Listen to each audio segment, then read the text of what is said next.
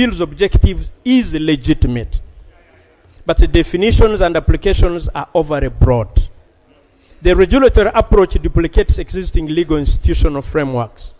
Excess power is concentrated in the minister, and the bill's impact could extend across the entire economy. In response to the above and the concerns, we interacted with the learned Attorney General again. And now we conclude that the committee, therefore, recommends that the bill proceed to second reading, subject to proposed amendments attached thereto, and any further improvements this August House may consider appropriate. Honorable. Right, Honorable Speaker. I want this part where you interacted with the Governor of Bank of Uganda. Read. Okay. In response to the concerns, the Attorney General proposed the areas for review which were supported by the Bank of Uganda. The committee has carefully considered these proposals. We have also incorporated these amendments where applicable in the bill. I want to report that yes, we interacted with the Governor Bank of Uganda actually twice. After we had gotten proposals, we flashed to him, and the Governor Bank of Uganda also agreed with the committee and sent us more amendments, which we incorporated. Thank you. I need to report. Thank you. I need to report, however, that this majority report that was signed by more than 3/4 membership also has minority reports. In fact, because it's my duty as the reader of the majority report to report the House that we have 5 minority reports. 5 minority reports. Are they 5? I beg to report, Thank you. Honorable Speaker. Thank you. Can I have now the minority report? Thank you. Thank you. Thank you. Right Honorable Speaker, I present this minority report, and we have agreed with our colleagues who also dissented that this will be the order of presentation. I will present first, followed by Honorable Wilfred Niwagaba, to be followed by Honorable Gilbert Olanya, to be followed by Honorable Abdallah Kiwanuka, to be followed by Honorable Betty Namboze, and lastly, the Honorable Medad Segona Lubega. And we have and the rules of the time still apply. Before I begin to present, if you may allow, I can address you on that. When a member of a committee dissents singularly, the weight of the report demands that we be accorded the same time frame, Madam Speaker. Which rule is that? Which rule is that? Under Rule 215, Sub-Rule 3, it says that a member dissenting or members. And the reasons are in this report, Madam Speaker, you'll see. If I may address you briefly, in the committee... I am giving you 35 minutes. This is all of you. Honorable members, before we continue, we have Honorable Tim Bernard from Maruzi. Welcome, Honorable Tim. And then Honorable Tibiase Peace from Jinja. Welcome. And here, join me in welcoming our new members. Yes.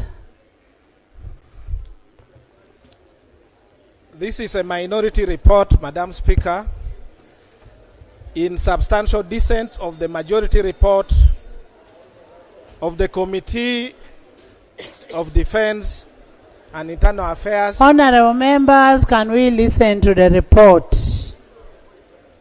And the Committee on Legal and Parliamentary Affairs on the Protection of Sovereignty Bill 2026. This minority report is brought under Rule 215 of our Rules of Procedure of Parliament. In the opening remarks, Madam Speaker, it is critical that today, when a draconian bill is presented to this Parliament for enactment into law, the minority is persuaded by some of the most memorable speeches in the political history of Uganda. Honorable members of Parliament, please pay attention to the contents of this speech attributed to President Yoweri Kaguta Museveni in the early 1990s. This is what he said. I open the quote. Depending on the nature of the state, in a given society, law can be an instrument of oppression and exploitation, or of social justice and progress. Law is not synonymous with justice. It is not always synonymous with justice. It can be, but it may not be. What is legal is not necessarily what is just. Law can be used by the strong against the weak, by the rich against the poor, by the minority against the majority. Historically, law has been used by the oppressor against the oppressed. During the slave trade period, enslaved people were owned and disposed of like chattels, and it was perfectly legal to own a slave. The NRM government is strongly opposed to having laws on our statute books which serve the interest of the minority against the majority of the people, or in which any way promote to serve the injustice or advance backward interest in our society. We close the quote. The minority shall, where necessary, refer to the speech above for the purpose of reminding ourselves as legislators and fellow Ugandans. And 4,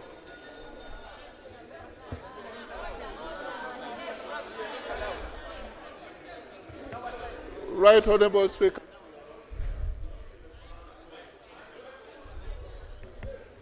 But we want to benefit from the citation.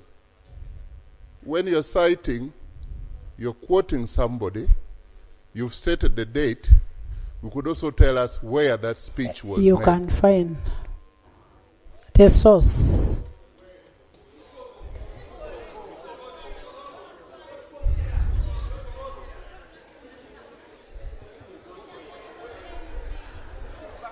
Right Honorable Speaker, I am well conversant with the rules of procedure of this House. That's why I've confined myself to this report. I will be available to clarify if necessary. Members can listen, I will respond to you. Thank you.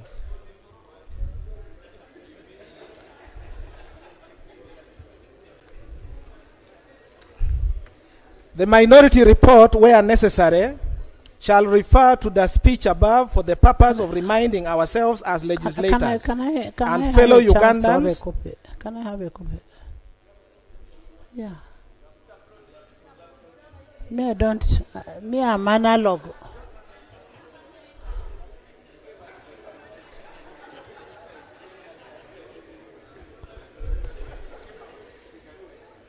And fellow Ugandans, for we have come from the far, we have come, and the apparent U-turns and reversals that are being made for whatever reasons being advanced, which reasons have no place in shaping the sovereignty of the people of Uganda. Areas of dissent and statement of reasons for dissent. Area 3.1, violations of the rules of procedure of Parliament. Madam Speaker, during the consideration of the Protection of Sovereignty Bill 2026, the co-chairpersons violated several provisions of the rules of procedure of Parliament of Uganda. Rule 135 of the rules of procedure is instructive on reference of a bill to the committee as follows. Sub-rule 1, whenever the bill is read for the first time in the House, the bill shall be referred to the appropriate committee appointed under these rules. Sub-rule 2, the committee shall examine the bill in detail and make all such inquiries in relation to the bill as the committee considers expedient or necessary, and report to the House within 45 days from the date the bill is referred. 3, except in the cases of very minor amendments and subject to Rule 138, all proposed amendments to a bill referred to the committee shall be presented to the committee by the person proposing the amendment, and the committee shall scrutinize the amendment together with the bill. 4. The committee may propose and accept proposed amendments in the bill as the committee considers necessary, if the amendments, including new clauses and new schedule, are relevant to the bill. The minority observes that the committee violated sub-rules 2 and 3 in as far as it did not examine the bill in detail and further did not make all such inquiries in relation to the bill. In the view of the minority, the decision of the committee through a vote on a motion by Honorable Fox, Odoi, Oyelowo for an omnibus adoption of all clauses of the bill and the amendment by the learned Attorney General without examination and inquiry violated Rule 135. The minority, Madam Speaker, also observed that the Protection of Sovereignty Bill 2026 was proposed by the Minister of Internal Affairs, Major General Retired Kahinda Otafire. Sub-Rule 3 restricts the latitude to propose substantial amendment to only the mover of the bill, which is the Minister of Internal Affairs. Only minor amendments may be proposed by any other person who is not the proposer to the bill. With all due respect, the learned Attorney General proposed 18 amendments, all quite substantial in nature, which amendments the majority unilaterally adopted and relied on to pass the bill in the committee. The committee sought to have rejected the committee ought to have rejected the substantial amendment proposed by the learned Attorney General outrightly. To even make it worse, Madam Speaker, the new amendments were laid before the committee in form of a new bill. Rule 135, Sub-Rule 1, confines the committee to a bill read for the first time in the House and referred to the committee. The committee is stopped from directly receiving bills not read in the House and referred to it by fraudulently bypassing this House and smuggling an amended version of the bill to the committee, an illegality that goes to the root of parliamentary procedure and practice was committed and cannot be cured by any explanation at all. Madam Speaker, the minority further observes that no sooner had the learned Attorney General purported to present the amended Protection of Sovereignty Bill 2026 to the committee at about 12 noon on Thursday, 30th April 2026, than His Excellency the President, through his address to Ugandans at about 4 p.m. on the same day, withdrew instructions from the learned Attorney General. Instead, President publicly assigned Honorable Dennis Amson Obua to ensure that the bill concentrates on what he calls sovereignty of policy decision-making. In the practice of law, there is nothing professional as humiliating as a client withdrawing instructions from you and sharing it out with the public outright. No wonder, since then, neither the Attorney General nor the Minister of Internal Affairs ever attempted to appear before the committee or the House. The House must therefore not entertain the two on anything to do with the Protection of Sovereignty Bill 2026, since the President withdrew the vote of confidence in them. The minority, Madam Speaker, formed the view that Honorable Obua Hamson, having been given fresh instructions as per the written expression of the President, ought to have immediately sought audience with the committee to present the instructions given to him. Was it an instruction to withdraw the bill, or what was it? Despite the insistence of the minority to invite the Honorable Hamson Obua under Rule 135 Sub-Rule 2 to make all such inquiries in relation to the bill, as this was the most expedient, the co-chairpersons, Honorable Kajwenje Wilson... Honorable Gianna, sorry for interruption. My presumption is that when you bring a minority, you bring your points of departure, not procedure. Flavia, points of departure, not a debate on the procedural ways.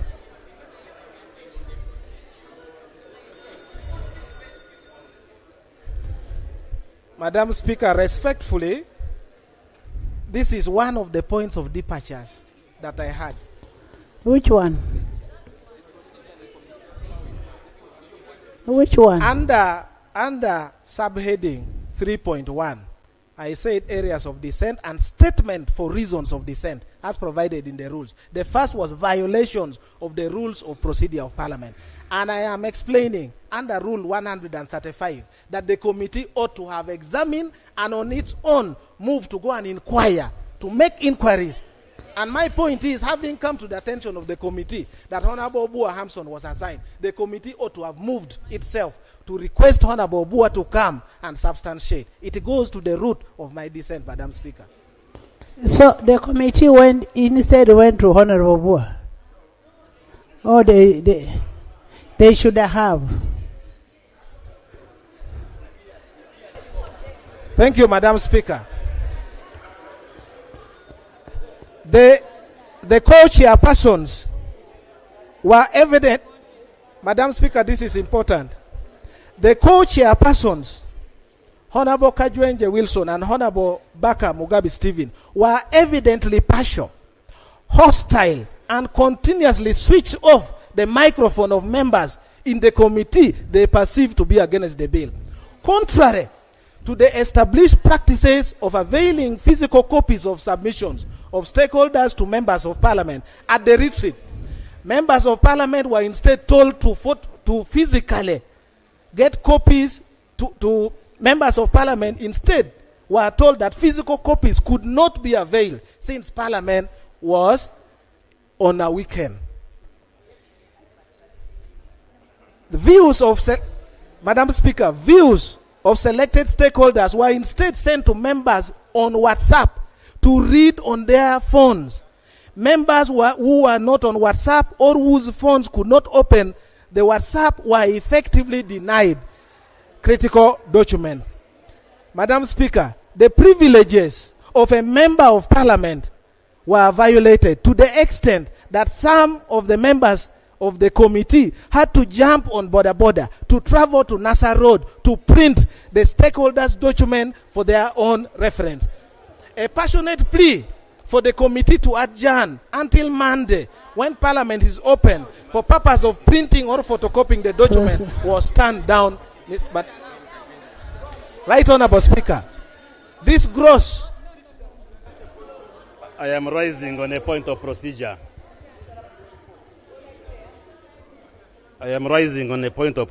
Madam Speaker. A minority report, as per our rules, envisages that a member participates in the proceedings of a committee and then disagrees with some of the decisions taken by the majority. You read.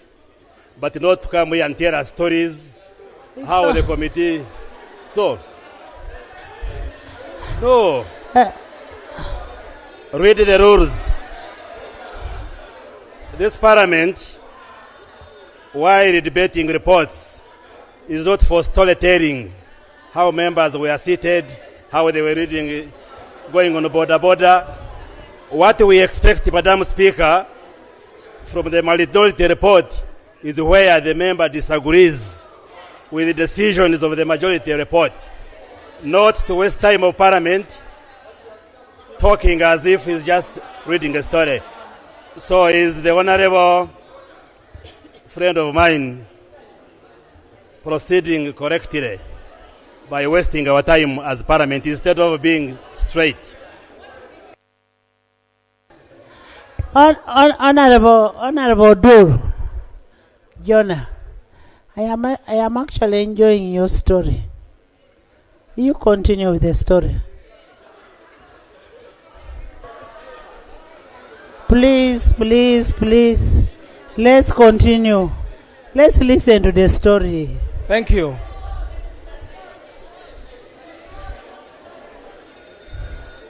Right Honourable Speaker, this gross abuse of authority with utmost impunity laced with shameless sycophancy is highly condemned. Presiding officers in committees and indeed plenary must be impartial, patient, and respectful of the constitutional rights of an MP to represent their constituencies without undue partiality and interruption. I must also add that the co-chairpersons of the committee appeared not to have addressed their minds to the rules of procedure of Parliament which guided us, and opted for personal whims to decide substantive points of law as well as procedural matters that arose in the committee. My finding number 1 is that the proceedings of the committee were held in complete violations of Rule 135 of the Rules of Procedure of Parliament. 2, the co-chairpersons exhibited gross incompetence, lack of tolerance for divergent views, and stifled all avenues of debate during consideration of the bill. Honorable Odur, incompetence. By the time you come and be a member of Parliament in this house, let's tone down our language. Let it be parliamentary. Even when I'm enjoying your story, at least let's be parliamentary. These gentlemen are competent. Speaker, I don't want to go into the debate, but I could have addressed you on the around competencies. But let me continue. Recommendation. And it's in writing here. And I will remove it on the issues of competence. You are such a powerful person. Please, Madam, yes. I respect. Please proceed. Yes, and please, you go ahead. The minority recommends to Parliament to reject the majority committee report and instead refer the bill to the executive, or in the alternative, but without prejudice, be pleased to appoint another committee to examine the bill in detail and make such inquiries in relation to the bill in full confidence. Dissent number 2, defective certificate of financial implication. The minority observed that the certificate of financial implications issued by the Ministry of Finance, Planning and Economic Development does not comply with Section 76 of the PFMA and Rule 124 of the Rules of Procedure of Parliament. Section 76 of the PFMA and Rule 124 are at par on the certificate of financial implication of a bill as follows. 1. Every bill introduced in Parliament shall be accompanied by a certificate of financial implications issued by the Minister. The certificate of financial implication issued under Sub-Rule 10 Sub-Rule 1 shall indicate the estimates of revenue and expenditure over a period not less than 2 years after coming into effect of the bill when passed. In addition to the requirements under Sub-Rule Subsection 2, the certificate of financial implication shall indicate the impact of the bill on the economy. Notwithstanding subsections 1, 2, and 3, a certificate of financial implication shall be deemed to have been issued after 60 days. The minority examined the certificate of financial implication issued on 15 April 2026 by the Ministry of Finance, Planning and Economic Development, signed by Amos Lugolobi, MP, Minister of State for Finance, Planning and Economic Development. In the certificate, under paragraph 5 on impact of the economy, the Honorable Lugolobi states as follows: the proposed bill is expected to strengthen Uganda's policy autonomy and national security architecture, improve coherence in the management of foreign aid and foreign funded activities, and support stability in governance and public order. These outcomes are expected to contribute to a more secure environment and implementation of government programs and long-term national development.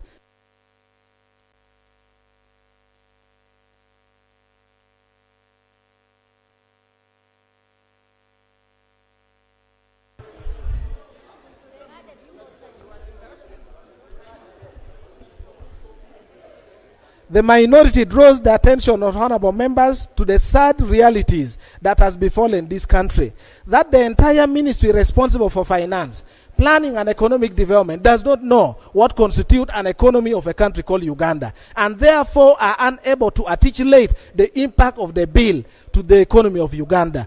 The minority observes that instead of assessing the impact of the bill against well-known parameters such as GDP, sovereign debt to GDP ratio, balance of payments, central bank reserves, interest rates, inflation, exchange rates, rate of growth, etc., alien parameters formed the basis of the assessment. The observation by the majority report that the certificate of financial implication met the statutory standard. Honourable members. Let me just put on record. Yes. This minority, which I wrote, is actually. Let's capture all the all what has been in all the minorities. This is what exactly so happened how much, in the committee. let me give you 2 had. minutes. Let's give you 2 minutes. This report I have is 40 pages. Let me give you 3 minutes to summarize. And in the committee, the same treatment, Madam Speaker, who are not heard. That's why I'm bringing this issue. I'm appealing to the House. I have actually given you the same amount of time. 2 minutes. You conclude.